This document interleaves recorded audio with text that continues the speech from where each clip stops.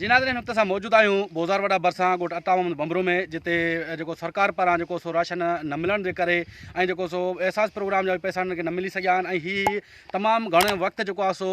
तक़रीबन महीनो थी वियो आहे जेको लॉकडाउन खे महीने खां बि मथे उन हवाले सां इहे घरनि ताईं महदूद त आहिनि पर हिननि ताईं न राशन पहुची सघियो आहे सरकार जे तरफ़ां न वरी को ॿियो को अहिड़ो प्रोग्राम जा को सियासी या समाजी माण्हुनि जे तरफ़ां को पहुची सघियो आहे जो इन्हनि खे को राशन मिली सघे वधीक इन्हनि सां ॻाल्हि ॿोल कंदासीं त इन्हनि खे चेयरमैन जे तरफ़ां या जेको सिंध हुकूमत जे तरफ़ां जेको आयो आहे सामान वो मिली सकियो आहे या न अचो तो उनसां ॻाल्हि ॿोल कयूं न मिलिया रोजगार पुत्र में लंघण बैठे न बाल बच्चा सर मिले का न कोई न मिले सरकारी बेरोजगार गोठ बंबरो न सिर्फ जलाने जो रूसी आहे असां बेरोजगार हितां केर वॾा वॾा जेका ज़मीनदार आहिनि पंहिंजे जेका वॾे वॾनि माण्हुनि खे ॾींदा आहिनि असांखे ग़रीबनि खे को बि कोन था ॾियनि न को असांखे राशन मिली वियो आहे न को हे जेका फंड आहे इहो मिले थो असां ग़रीब आहियूं हर कंहिं चई लॉकडाउन जे करे घर वेही रहो ॿाहिरि न निकिरो असां उन पंहिंजे ख़ौफ़ तां असां घर वेठा आहियूं न कोई असां वटि माल आहे न कोई ॿियो मज़ूरी आहे न को नौकिरी आहे का शइ कोन्हे असां बेरोज़गार पंहिंजे घर वेही रहिया आहियूं असां ॾिसी पियो असां घर पिया आहियूं अॻे कारोबार मज़ूरी कंदा आहियूं इहो दिहाड़ी कंदा आहियूं उहा न थियो घर वेठा आहियूं सभु मजबूर थी के न ॿाहिरि नथा निकिरी सघूं बुख नंढा ॿार आहिनि उहा मरनि पिया बुख छा करूं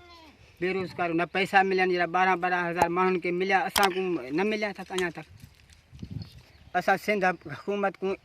अपील था करूं साकू ॾेई वञे त घर कोई राशन कोई वग़ैरह ॾेई वञे न त असां घर बुख आहिनि माल आहे सॼा बुख बाल था मरण सफ़ा असां पाणी बुख था मरूं न कुझु आहे न छा घर पिया आहियूं मौजूदु जी नाज़रीन वक़्तु असां मौजूदु हुआसीं तव्हां पाण ॿुधो हितां जे जेको सो ॻोठ अटामन बंबरे जे रहवासियुनि जा अहवाल ॿुधा त उन्हनि जो चवणु आहे त बिल्कुलु ई हिकु तक़रीबन महीने खां मथे जेको आहे सो लॉकडाउन खे थी वियो आहे उन खां बावजूद बि असां घरनि ताईं महदूद था आहियूं पर सिंध सरकार तरफ़ां असांखे न को राशन मिली सघियो आहे न को पैकेज मिली सघियो आहे ऐं जेके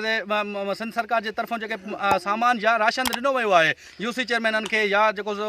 तालके हवाले सां जे मुख़्तियारकार थी वियो SDM थी वियो पर उहे सामान मुख़्तलिफ़ जेको सो चेयरमैन पारां जेको आहे सो बासर माण्हुनि ताईं पहुचाए थो ऐं उहे बासर माण्हू पंहिंजनि ई वाठनि ज़रिए उन्हनि खे ॾियनि पिया ऐं मुख़्तलिफ़ जेका बासर माण्हुनि ताईं बि पहुचायो पियो वञे पर ग़रीब ऐं मुस्तक़ माण्हुनि ताईं राशन न पियो ॾिनो वञे असां हिन महिल मौजूदु हुआसीं उन्हनि जो चवणु आहे त बिल्कुलु असांखे महीने खां मथे जेको थी वियो आहे त असां हिन महिल बुखूं काटण ते मजबूर आहियूं ऐं असांखे राशन न मिलण जे करे असां घरनि ताईं महदूद आहियूं कैमरामैन अकील अहमद सां गॾु एम सफ़दर प्यार अवामी आवाज़ TV विजिट कयो अवामी आवाज़ मीडिया ग्रुप जी वेबसाइट awamiawaz.pk